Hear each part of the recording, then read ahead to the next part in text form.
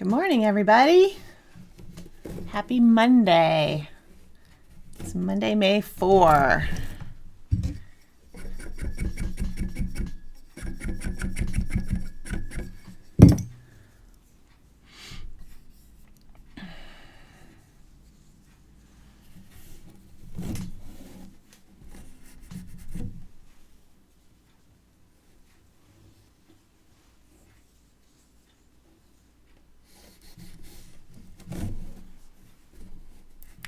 Hope you're doing well and that you had some semblance of a weekend. I don't know really what time means anymore, so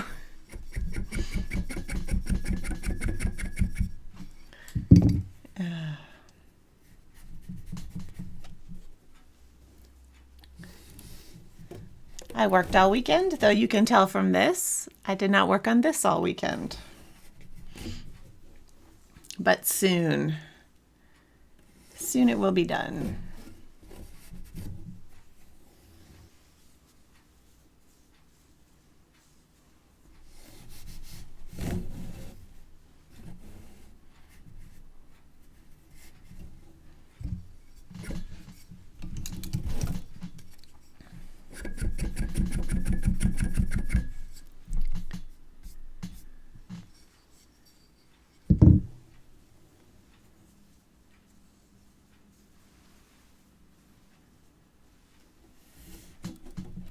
It rained here last night.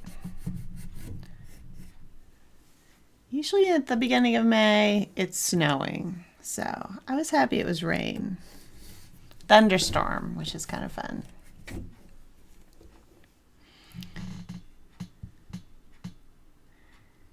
Sheila.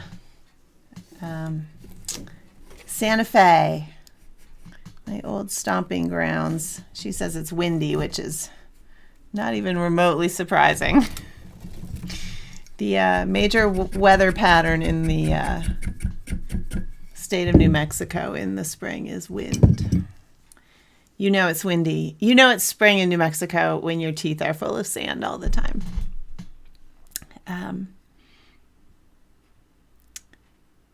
Hello, all of you from everywhere. Eileen, also from Santa Fe. Fantastic. Green Bay. Cape Cod, LA, Denver. Hey, Alex. Northern California, Annapolis.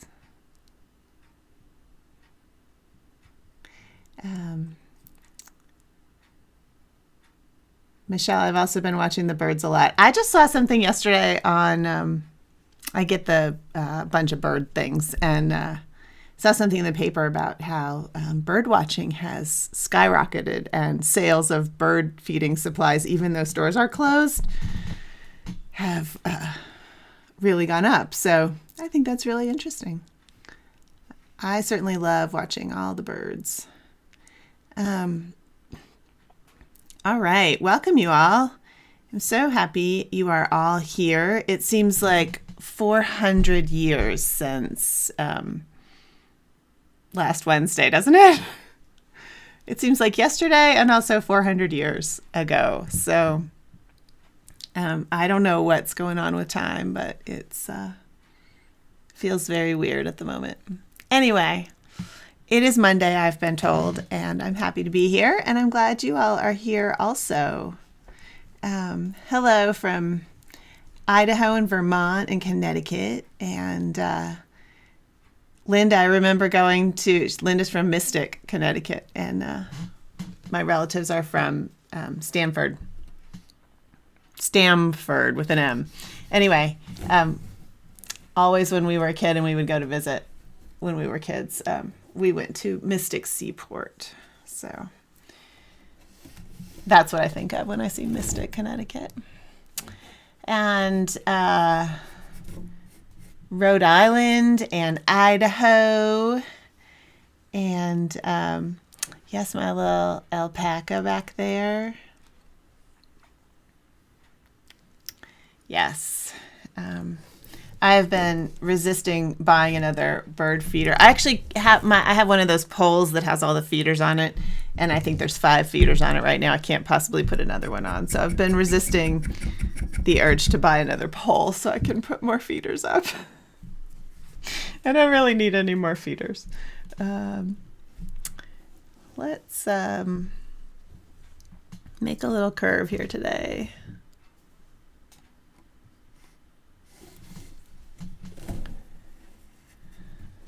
I actually thought I would have this piece done by this morning, but had some other things going on last week, so this is the week. We'll finish it.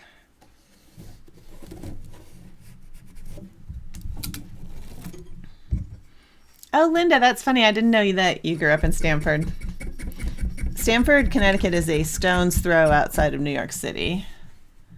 Well, to me, it's a stone's throw. In the West, 50 miles is a stone's throw. So we have strong arms in the West. Oh, Janet, that's cool. Male turkey under her bird feeder today.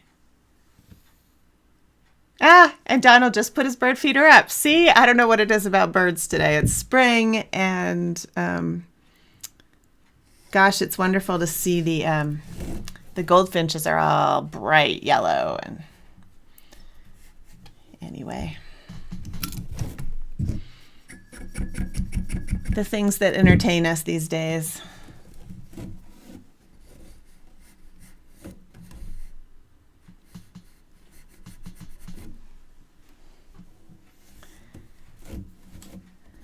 Susan, I can't remember what class you're in, but there's links in a couple of the classes to the people. There's a couple people who sell Harrisville Highland in smaller amounts. 2 people that I know of. One is the Weaver's Loft, and one is Dakota somebody or other. Anyway, someone will pop that in for you, or it's probably in the class.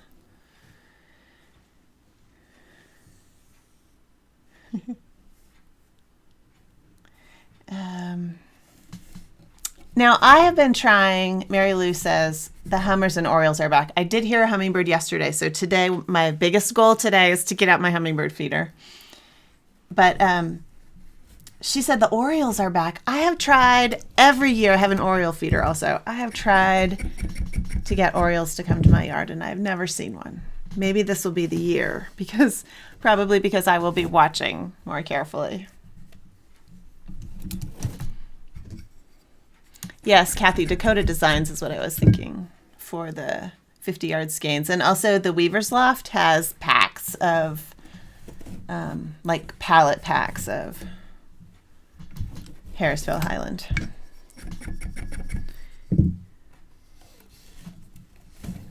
My local weaving store that unfortunately closed in March, Shuttles, Spindles and Skeins in Boulder, used to sell Highland.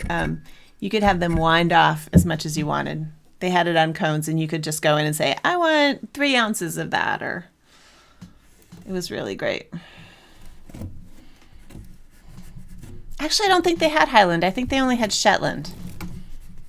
They were amazing. They would wind off any amount of anything that you wanted. May they be having a fabulous retirement. Okay, I built up a little hill, and let's see. I think I'm going to... it's always that thing. Do you make it just a little bit higher because it's going to pack in? Or do you go with what it looks like? We're going to do this.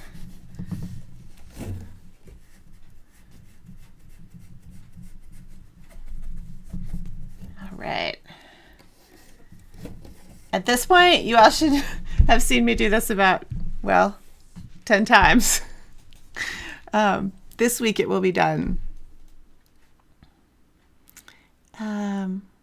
Oh, cool, Morris. You got Harris Australian Tapestry Workshop yarns. Woohoo! That's pretty awesome. They're lovely. Oh, Elsie, that's fabulous. She said she finished her first weaving, and Sarah inspired her to do houses. That is very cool. So definitely pop it in the class, Elsie. Whatever class you're in, I can't remember, but okay, I'm just trying to gauge, sorry, trying to gauge how long to make this silk while my brain is thinking about something else. I'm using these two colors, and I'm going to make, this yellow is so acid colored that I'm going to add one strand of this yellow orange to tone it down just a little bit. One strand or two strands. You can see right there that you can barely see right here that I use just the yellow. Actually, now I'm thinking maybe I should use two. I'm going to use two of the yellow orange because I feel like that yellow is sort of disappearing. We'll try it.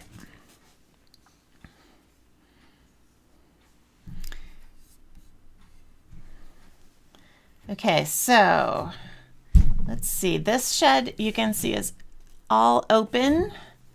So let's shift it.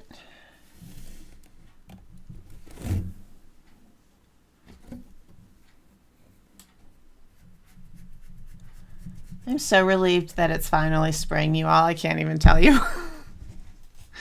I usually want it to snow as long as possible because we have such problems with forest fires, and I don't want my forests to burn all summer long. But this year I am super relieved that it feels like spring.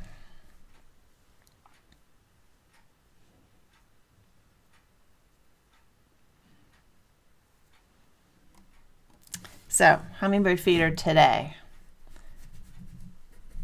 Hummingbirds in Colorado love the higher elevations, and I have some trouble getting very many of them to come to my feeder in town. But we get a few. I know for a lot of you, I live at 5,000 feet, and for a lot of you that probably seems like high elevation, but you go up to 9,000 feet and the hummingbirds they're nuts. Okay. There. Well, that's going to be all right.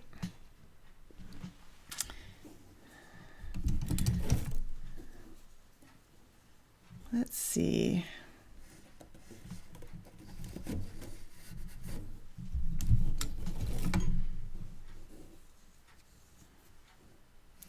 I was not caught up in this shed with this.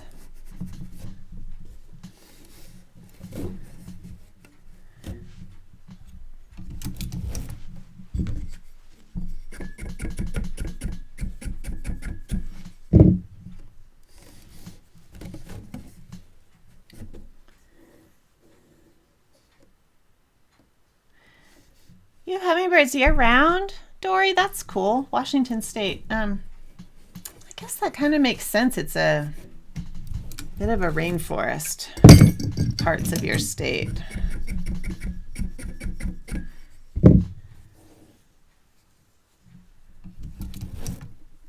I learned what it's like to hike in the rain when I lived in Washington for a while. It's very wet.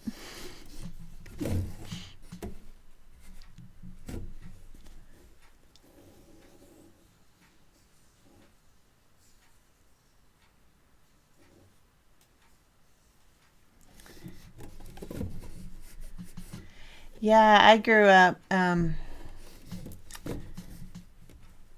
Gallup, New Mexico, which is at almost 7,000 feet. And then I lived for a long time in southern Colorado at 8,000 feet. So I feel like I'm a lowlander here in Fort Collins at 5,000 feet now.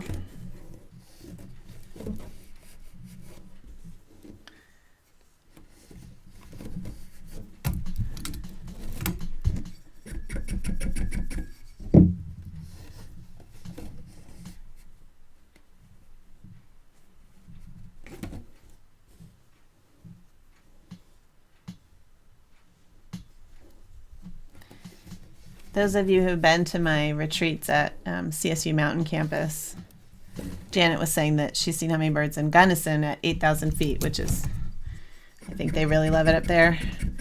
The mountain campus is at 9,000 feet, and the hummingbirds are, they have these jars that are, they're probably a gallon of hummingbird food, and they have like 5 of them hanging at the campus, mountain campus, which is outside of Fort Collins, about 50 miles, and it's at 9,000 feet, and it's like hundreds and hundreds of hummingbirds all the time.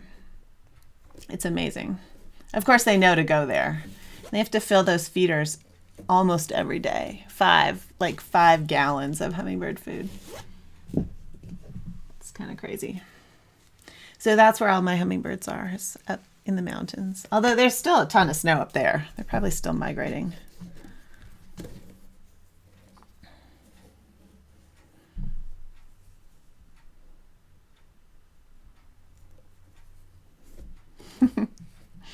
The Murex loom is good for sampling, Donald. It's also good for smaller pieces, but it's a great, the tension is great, and the shedding device is really nice to have. Donald just said he's watching the Murex loom. Makes him kind of want to try one. This loom I'm working on, obviously, is a Murex. This is the Big Sister, which is the 16-inch loom. I thought I was going to have enough yarn here, and I don't.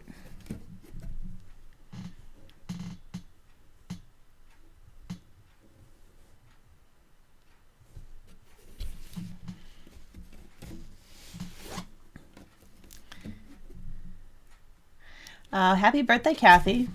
Murex, 12-inch Murex for her birthday. Okay, that yarn was this one.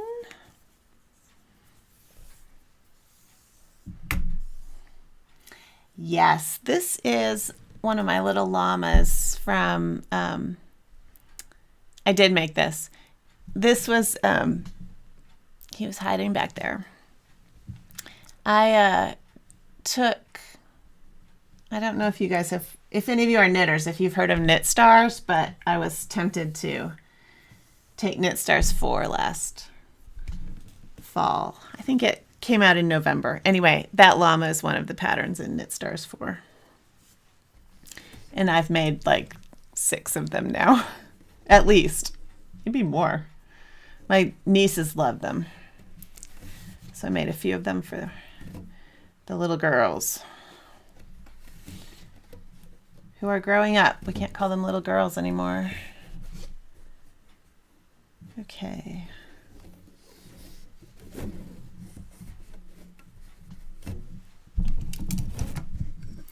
Let's see if we can get this. Put those lines pretty close together.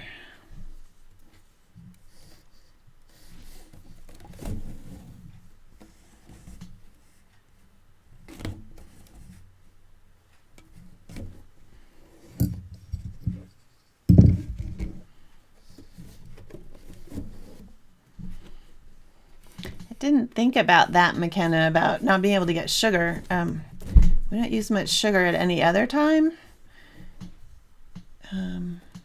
But I have not looked for sugar in the grocery stores. Everybody's baking these days. Not that that's bad. Just that that's probably where all the sugar's going.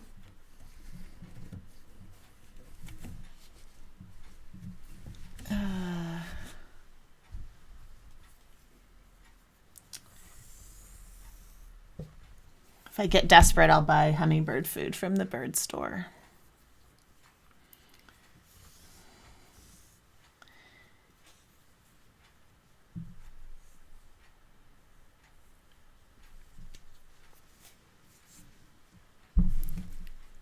Ooh, that little bit of silk just likes to pop right out there. You probably can't see that, but there's a little bubble of one of the silk strands right there. Oh, that's because that's where I pulled it through. Okay.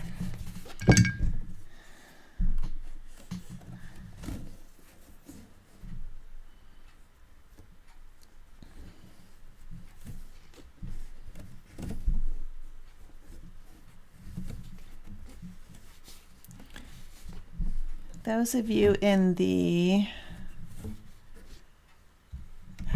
design class, the new material is up.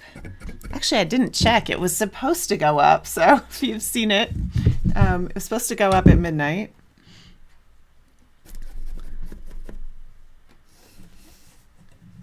I hope you enjoy it.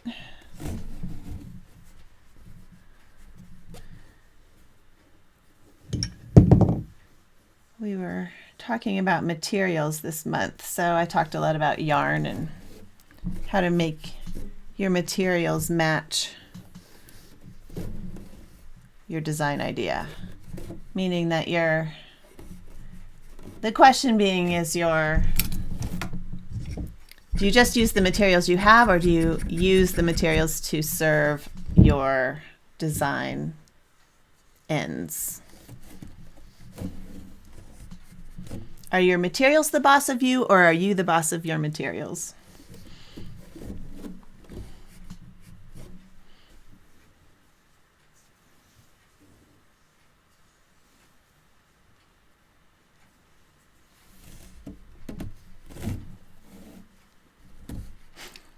Thanks, Marina. I'm glad for the reassurance that it actually went up. I meant to check this morning and I didn't. That little bubble was too big. I'm having a slight tendency to have a little too much fabric, which means my weft tension is not quite right. And I don't want to make that worse right at the end.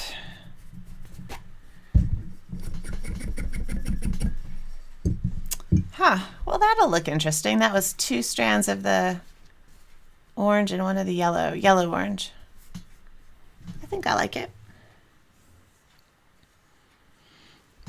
Oh, yes, and I forgot, the other thing in this module for the design class is Connie Lippert's stuff. So I know some of you have been waiting to see her information about wedge weave.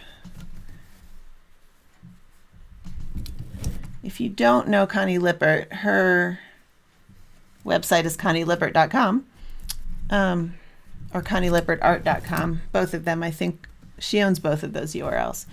So she does wedge weave, and it's really beautiful, her work.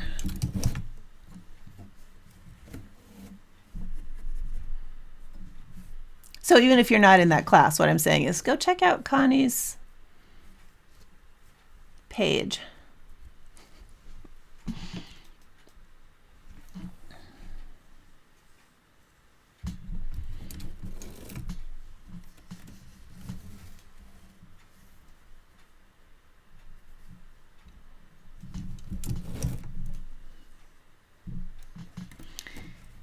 Janet, I'm sure your 40-year stash stands you in good stead. It's my defense of buying or dyeing more yarn is that, well, then I'll have the yarn when I have an idea and I need to have the right materials for it, right? I think there are people who would argue with me. Probably Sarah would argue with me. You just make the materials when you need them. To each their own. Some of us love to collect stuff and some of us do not, and both ways are fine. Well, depending, I guess. All right, this little hill is looking pretty good. I think I'm gonna like that color, all right. I only have 1 more. This is the last line. I think I'll make the last one red.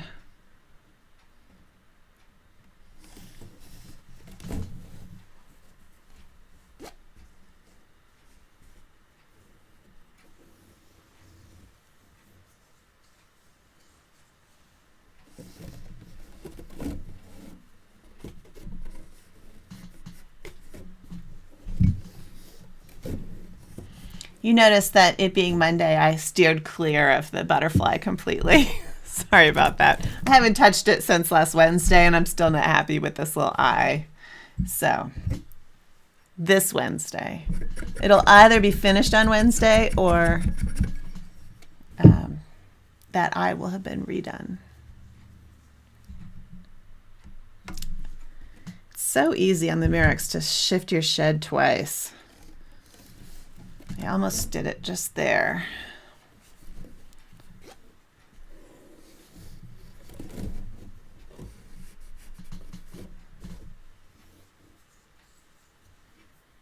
I have somehow not quite built this up.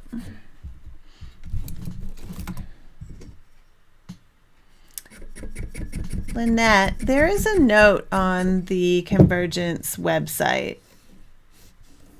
Actually, I haven't looked since probably Friday. Oh, was it actually canceled, Mary Lou? I saw that they were still talking about it late last week, but I can't imagine how they could actually hold it. But have you all seen all the people? So there were some big fiber conferences that were supposed to happen this weekend, and there's a bunch of people who set up. So think about the vendors that work for these conferences, and then they're canceled and they're losing a huge chunk of their income. So I saw a bunch of people on Instagram, not a bunch, a few, who set up their booths at home and were doing like virtual tours of their booths and then selling their things online. So I would just give a shout out to all of you who were going to go to those conferences, or even if you weren't going to any conferences this year. Just buy some fiber and yarn and stuff from the small vendors who are hurting a lot. Even the larger the vendors we think of as being larger, like Yarn Barn of Kansas and the Woolery, those are still very small businesses. And Shacked Spindle Company, they're all very small businesses in the grand scheme of things. So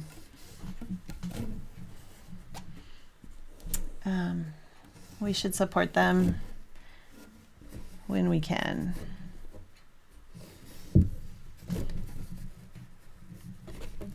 I just thought it was interesting that they were setting up their booths at home. It's so much work to set up a booth, but I thought it was kind of a brilliant idea. And then having, virtual tours of what their booth would have looked like. I think it was Maryland Sheep and Wool was supposed to be this weekend. Is that right? That's a big one I am not doing a good job on this edge. Look at that. We hope that the stitching will hold it together, because I'm not going back now. All right. I'm going to build up this curve.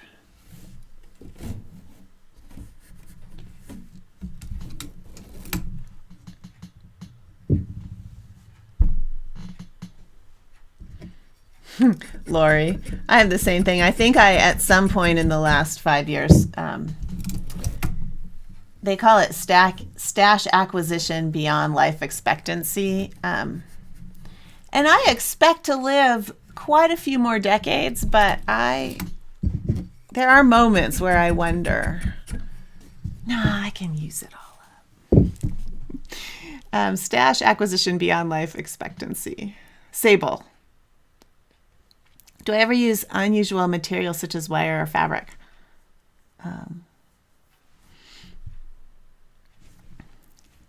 I think you might be asking me that, Kathy. I don't in my tapestries. I use plenty of unusual materials and other things, but I don't. But a lot of other people do, and it's not to say that I won't ever. But I also don't teach it. So if you're looking for someone to, give you tips about using other materials, that would not be me. What I will say is experimentation will teach you a lot.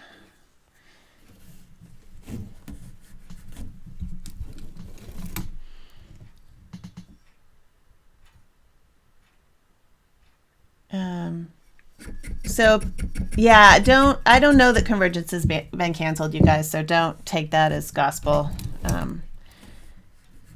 They sent an email last week saying they were still looking at it, so I can't imagine it won't be canceled, but I don't know. Maybe I don't know. It's in Kentucky, so the southern states are not locked down as much as some of the other states. However, by July, that could be bad news for them.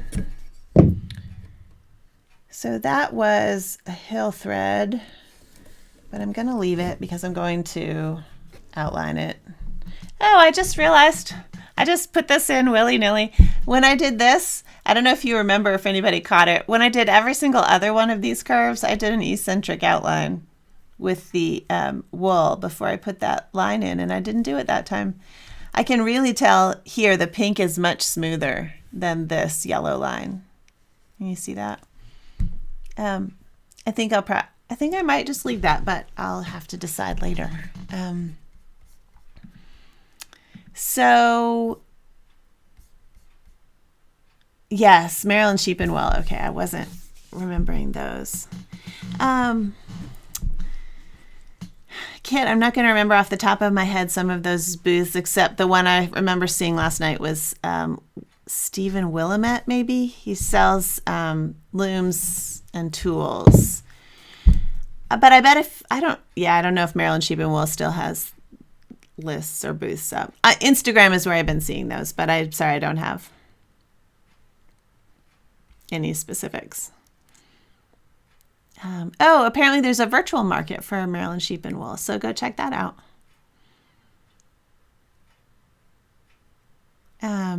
I also got some Harrisville singles. So yeah, did I tell you that story? Anyway, Harrisville had several hundred pounds of singles that they located, and I bought a bunch of them, and it sounds like a bunch of other people have bought some. So if you want any, they only had like 300 pounds. So make sure you order them. I don't know when they'll be able to respin it. Oh, Estes Park. See, I hadn't even gotten there yet, Jessica. This is my favorite. I'll have to look at that. My favorite show is Estes Park Wool Market because I live here and because the fleece judge is amazing. They have different ones every year, but they're always great. And they let you sit there for like 2 full days and listen to them talk about fleece. And I've learned so much about spinning fleeces by going to that, and I had spaced out that I wouldn't. I'm sure they canceled it. So there's one more little moment of grief.